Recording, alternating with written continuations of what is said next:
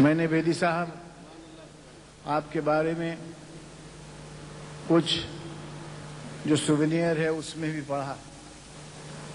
آج کے اخبار میں بھی آپ کے متعلق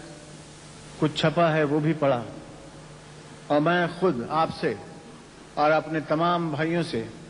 اس بات کا اعتراف کرتا ہوں کہ یہ شخصیت جو کچھ لکھا گیا ہے اس سے کہیں زیادہ عظیم تر ہے۔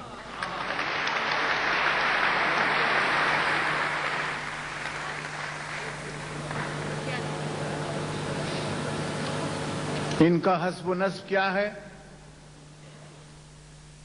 اور کس بلندی اور عرفہ خاندان سے متعلق ہیں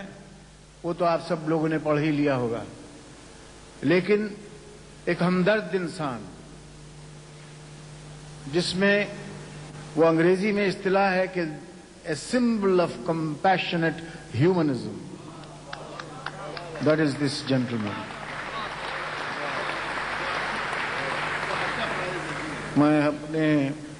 ہم لوگ اپنے ابتدائی دور میں، نوجوانی کے دور میں، آج سے میرے خیال سے 40 سال قبل، ہمیں یہ خوش قسمتی، یہ فیض ملا کہ کنور صاحب سے ملاقات ہو، اور جیسے کہ ہمارے گھروں میں تربیت ہوتی ہے نشست و برخاست کی، اٹھنے بیٹھنے کی، گفتگو کرنے کی، ایک دوسرے سے سلوک اور سلسلہ قائم رکھنے کی، وہ آداب جو ہیں اگر ہم نے کئی اور سے بزرگوں سے سیکھے ہیں تو سیکھے ہیں یقیناً، لیکن اس کا بہت کچھ حصہ ہمیں کنور صاحب سے بھی ملا ہے۔ نیک دل انسان، ان کے دفتر کے باہر کئی ضرورت مند اور حاجت مند لوگ ہمیشہ بیٹھے ہوئے ملیں گے آپ کو۔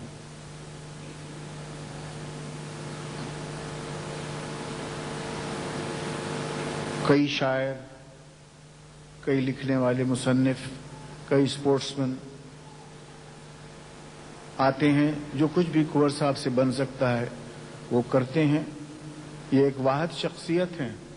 ہمارے کلچرل، اردو کے کلچرل معاشرے میں، جو براہ راست جوش صاحب کے علاوہ جو براہ راست پنڈت جواہر لال نہرو تک پہنچ جاتے تھے اور اکثر ان سے سخت سست باتیں بھی کر لیا کرتے تھے، اور یہ ان کا، پنڈت جی کا بھی حسن اخلاق تھا کہ وہ اس قسم کی دراز دستیاں برداشت کر لیتے تھے۔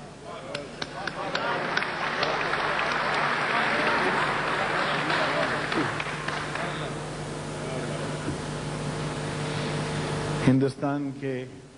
معاشرے کو اردو زبان نے بڑی زینت بخشی ہے، بڑا حسن بخشا ہے۔ اسی معاشرے میں، اسی دلی میں اس زبان نے پرورش پائی جہاں کہ تھوڑی دیر تک کے لیے ہمیں اعتراف کرنا پڑے گا کہ اردو یتیم ہو گئی، لیکن وہ شعر ہے، مجھے یاد نہیں آ رہا، شاید باتیں کرتے ہاں، کہ جہاں میں اہل ایمان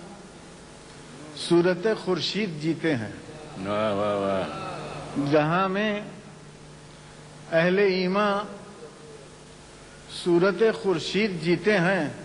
ادھر ڈوبے ادھر نکلے، ادھر ڈوبے ادھر نکلے۔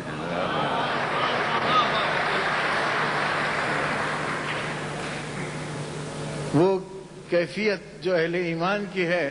وہ اس زبان کی بھی ہے۔ چاہے کہ ہندوستان اور لکھنؤ، الہ آباد اور دلی کی وہ کرخنداری زبان آپ کو اب ٹورانٹو میں بھی سنائی دے گی، وینکوور میں بھی مشاعرے ہوتے ہیں، لندن میں تو خیر آپ کی زیر سرپرستی کئی مشاعرے ہوئے، مجھے بھی شامل ہونے کا فیض اس میں میسر ہوا۔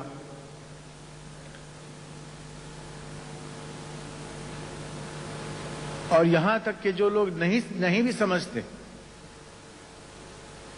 زبان کو نہیں سمجھتے، لیکن اس کی لوچ اور اس کی کھنک کو بہت پسند کرتے ہیں.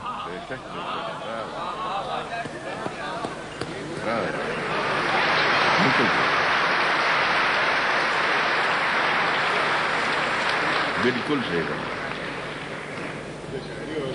ایک اردو کے ہندوستانی کے خلاف بہت زبردست ایک احتجاج ہو رہا تھا مدراس میں کہ تامل زبان کے اوپر ہندی زبان کو ترجیح دی جا رہی ہے، اور خیر بہت سے لوگوں کو یہ بات ناگوار تھی. اور وہ صحیح کیا تھا اور غلط کیا تھا وہ تو اہل زبان ہی سمجھ سکتے ہیں. پٹھان لوگوں میں ایسے امتیاز کی عقل کم ہوتی ہے.